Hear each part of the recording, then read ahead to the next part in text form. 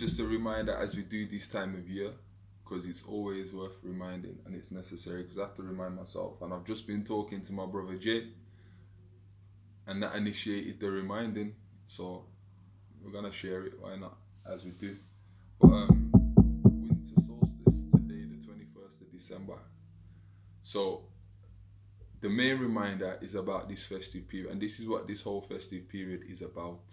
Yeah, it's about this week, and especially this day. This is why this is the most celebrated festival in different names. It's all got different names, but globally, what we call Christmas is just a global, it's like an earthly festival, and always has been, because of what the earth is involved in right now in relation to its father, the sun. Yeah, and obviously the moon. There's no one without the other. Everything is in divine orchestration and balance. But just focusing on the sun now, because there's a lot of reference to the sun through the narrative in this year. The son is born, the Son of God, you know. Whether you call that Jesus, you know, or the sun God, or, you know, you refer to it as a pagan tradition. And it's really funny how all the pagan traditions are intertwined with the Christian traditions, and which are all stems of the ancient traditions, and you know, even the ancient Greek and Roman traditions, which obviously borrowed and lent from the ancient Egyptian traditions or Kemetic traditions, which were being similarly replicated in the Sumerian traditions and Babylonia. It's global. Even in India this week, you'll find their festive holidays. Everybody's got a story for how they refer to it, and obviously they're gonna intertwine it with their kind of cultural or religious narrative to give that more power, because it's like these religions, they're just, in truth, as much as religion can be a good guide for a lot of people, they're just hijacking. Basically, they're just jumping on the back of real astrological phenomena.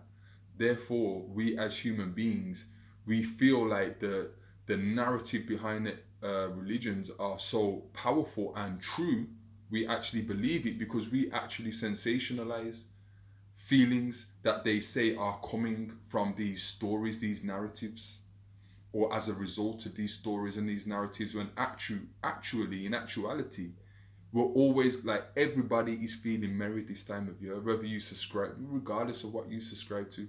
Everybody can kind of easily, you know, get into Christmas, whether you're a Hindu or a Sikh or a Muslim or a pagan or an atheist.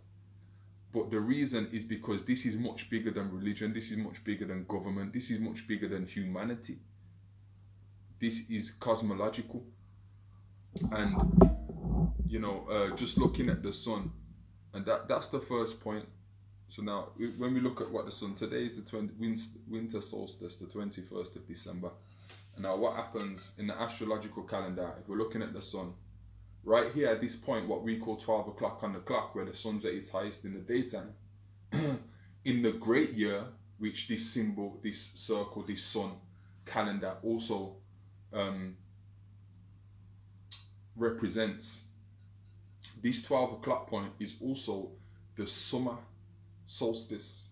I think that's June the 21st, where the sun is at its highest, where we have the longest day of the year. So on this day, the sun's at its highest, so it's the longest day of the year, because you get the most sunlight. Yeah, you're gonna wake up at like 5 in the morning and it's getting light already. And then at 9:30, coming up to 10 o'clock, it's still light. That day is the longest day. Every day after that, you know, slowly but surely, the days are decreasing in terms of how much light, visible light, we're gonna get that day. And it keeps decreasing. It goes right past the equinox.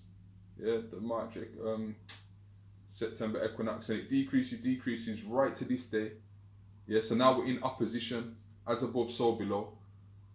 Yeah, so we've got a different sort of light now, because we're in the darkness now. This is the 21st of December, directly 6 moons underneath, or 6.5 underneath. Yeah, so now this is the shortest day of the year today. Why? Because we get the least light, because the sun is at its lowest point in the astrological calendar. Yeah, So now when you woke up this morning at say like 7 o'clock and it's still dark, 7:30 still dark, 8 o'clock it's still, now the sun's starting to rise, and then it will probably get, well, today it will get dark at the earliest point for the year. Yeah, that's because this is the winter solstice and the sun's at its lowest point. Now, the way the ancestors and all ancient civilizations, because remember, we used to stargaze, we used to observe and map out the stars, that we used to go by the real true calendar, and then that's how we come to understand the different energies that the constellations and the stars and the planetary systems project onto the earth. Hence we have all these kind of branches of industries that will be able to offer you insight into who you are, what you can expect based on where you came in through the astrological calendar, or what constellations you came in through. So a very important feature to take home about today is the behavior of the sun over the next few days, because over the next few days the sun appears to be still. And this is, I remember, I don't know, Bobby Hemmett, Bill Valentine, Dalbert Blair, so many of the ancient great master teachers, they was explaining this years and years and years ago. And then you go and find it in all the ancient books.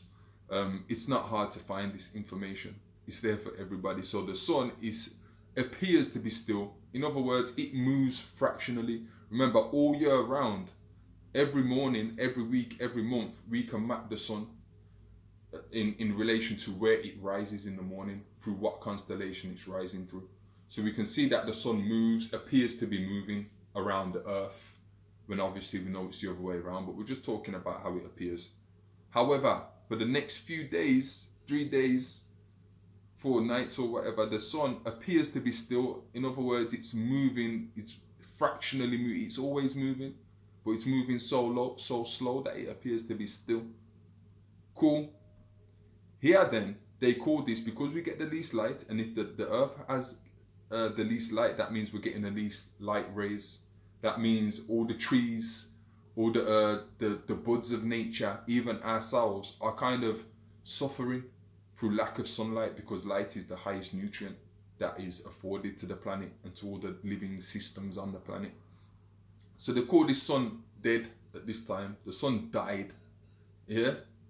However, after the night of the 24th, the sun begins observably to be moving again and rising. Yeah, in a sense that, every day now gets periodically longer. We get more light. So the sun's climbing. It's been at its lowest point. Now it's climbing until we reach this equinox. 6 moons opposing this equinox, which we agreed this was the autumn equinox, September 21st. This is March 21st. So we've got 4 cardinal points, 4 doorways, seasonal changes. Yeah.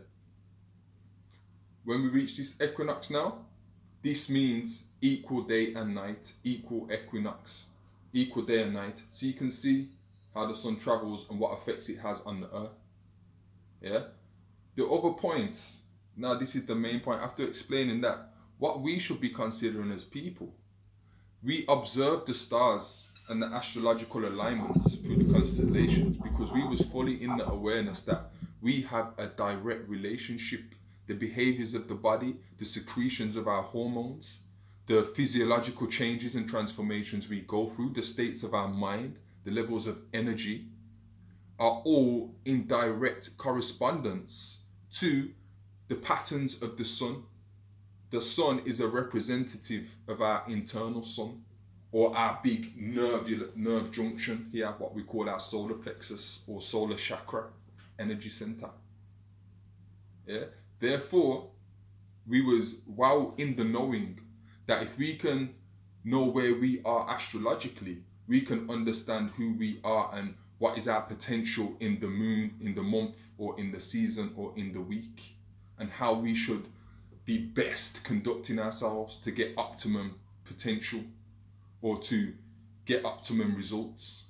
you know, especially if you're planning and you're building and you're crafting and you're working or you're loving or you know, this is why the stars or star signs become so potent and so attractive to human, because we all know there's something in it, whether we subscribe to it or not.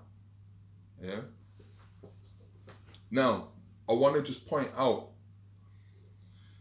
the kind of contradictory nature that or normality that we've grew into in relation to how the astrological behaviors of this universe are continuing, because that doesn't change, but we've changed. Now, this festive time, Christmas, like I say, we celebrate the son, the birth of the new son of God. Yeah, hence Jesus born on the 25th. We all know he wasn't born on the 25th. It don't even say anywhere in the Bible that he was born on the 25th. So why do we celebrate on the 25th? Oh, well, it's got something to do with the pagan religion and, you know, their tradition. And it's the sun. Yeah, so it's global. It's always been that way. So the sun rebirths. So in actuality, we can say that this is the start of the new year. This is the true new year, because a whole year is based on an annual, anu, from the Babylonian tradition, is based on the sun and the sun's journey, 365 days. That's an annual. So the new annual year begins when the sun starts to rise again. Yeah, that's one cycle. So now we are experiencing in this week the new year. We can say that somehow the systems have pushed, you know, they got us all kind of confused. But what's important also to take home from how we can be more potent and more effective in our being and our potential is understanding the behaviors and kind of correlating our behaviors with the behavior of the astral patterns. This is very important, because for those few days while that sun is still, that means our internal sun is requiring that same sort of behavior, that stillness.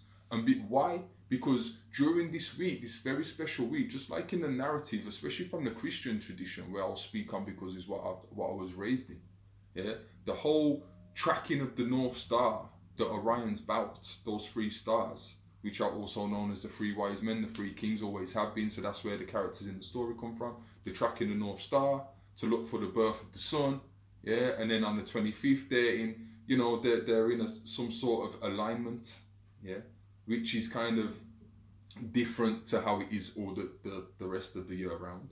Yeah, so once that alignment is made, then, you know, 25th comes and the sun rises in this particular position, and this is the birth of the sun. So it's, you know, the story has it when the three kings meet the North Star, they're following it all year round, and then they find it, you know, it guides them to the right position, the position they've all been waiting for, because it means life is coming to the earth, you know, we've got more light, and then, you know, from there, then it's just an increase of energy and food for the planet. So then we get into spring and it buds and whatnot. What is also happening is many constellation and planetary alignments. And when this is happening, we are being showered with different energy fields what penetrate the atmosphere. So this is why Christmas becomes such a merry time for all, because we are literally being showered with gifts. Yeah. So now remember, we correspond to the behaviors of the cosmology. So when the cosmos is showering the universe and projecting these energy waves and what we call gifts, yeah, because that's what it offers us, gifts. It's coming from the top down, yeah, like the chimney, yeah. So the gifts come from the top down. We absorb the gifts, and this puts us in that nature. So our nature is to give, yeah, and be grateful in receiving, because we're very grateful in receiving these energies, or we once were. And now our nature is to give, because we mimic the behaviors that are going on as above, so below. It's all of that. It's in the what they call it, the Father's prayer. On earth as it is in heaven. These are the heavens. So when they're showering with gifts, we also become of that nature. Now this has been taught, like I say, these corporations, religions, governments, these mind controlling systems, and kind of these higher matrix developers, Yeah, they are hijacking all of our sciences and twisting it into commercialism, corporations, cultures, religions, and they're just totally manipulating it because we don't know the truth. When they know the truth, now they are empowered, and it's how they want to use that power, and they choose to use it for manipulation. And it's only manipulation because they're not giving everybody the full story, in us to be empowered to make our own choices and how we want to approach these times and these festive seasons, at least. So when all these gifts are coming through, corporation, or the queen, or them, or they, or whoever it is, yeah, they are totally capitalizing on it and exploiting our nature to give. And now we end up putting ourselves in debt most of the time because of it. But also what we have to consider is the sun is still, while we are being showered with gifts, yeah, and while we are preparing for the new year, we should be internally as still as possible. Yeah. Why? Because we want to be open and absorbent of these energy fields that are being showered upon us. However, the capitalist, or the whatever, the ists or schisms, or whatever you want to call these controllers, or the people that have the power to orchestrate how we run our society and how we kind of create our cultures, they make this the busiest time of the year. We're all in a frenzy, not all, but traditionally we're in a frenzy. You go to the shopping centres and it's manic, the traffic is manic, everybody's distracted, everybody is under pressure generally, yeah, everybody is buying their way into debt, yeah, everybody is stocking up, and what I would say in this time as well, which is totally opposed to the tradition of the festive season, is you need your vessel, your body, to be as clean as possible in order to receive such light. If your cup is full or stuffed like a turkey, yeah, how are you meant to feel or receive any more gift, any more real food, any more energy, any more light? How are you going to receive any more if you're full up all the time? All over Christmas you're stuffed and full. Yeah, you want to be as centered and as open and as harmonious as possible, yet we are stocking up on the most alcohol, spirits. We're stocking up on all of the junk food, or we call them treats because it's Christmas, all the animals products that we're just polluting our body with. Yeah, and that is no diss to the animals at all. It's just diss to our nature of things and the way we see things. Yeah, we are totally intoxifying our body. All the drugs, everyone's stocking up on the weed and the cocaine. We know how it goes this time of year. Yeah, all the legal drugs. Get all the fags in, get all the fizzy pop in, get all, and a lot of people headache. A lot of people are on medications. Even they're stocked up this time of year. How are we ever meant to receive or be open to the light, to the information, to the voice of God that's coming through? Everybody will trying to scream. It's not possible. We missed the boat, as they say. And now we missed the opportunity of stillness and reflection and projection of our intentions to co-create the new annual year and how we'd like to see ourselves and how we'd like to progress through it. We missed the opportunity. The gate is closed, and then they'll put it back and say, a week later, this is New Year, you've just been played, the gate's closed. This is New Year, and like I just said to my boy Jay, for anyone trying to get over the fence and still get in, they've got another festive celebration for you. They're going to keep you doped up and alcohol intoxicated up completely, so that you're not even centered, you're not even in position to receive or co-create. So we've missed the boat, but that is the magic of humanity and our potential during this time of year.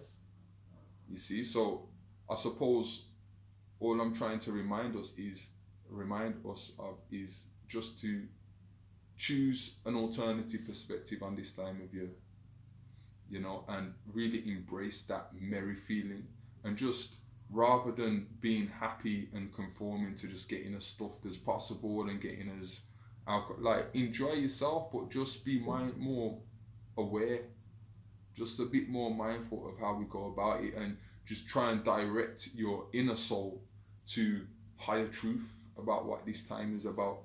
Don't mean you have to jump right into the ship, But just start, open yourself up to it, and you might be surprised at how it kind of guides you and responds to you. But I would say the cleaner Christmas is the better Christmas. Less is more, in a lot of situations. So just consider that, and just try to be still and not get sucked in and not buy into the hype, because we miss the magic again, So and enjoy winter solstice today. So I just wanted to get that out today, a reminder. I've probably done it every year for the last few years, and some years there's more points involved and some years there's less, but that's just what it is for the moment. So festive season to all and merry holidays to all.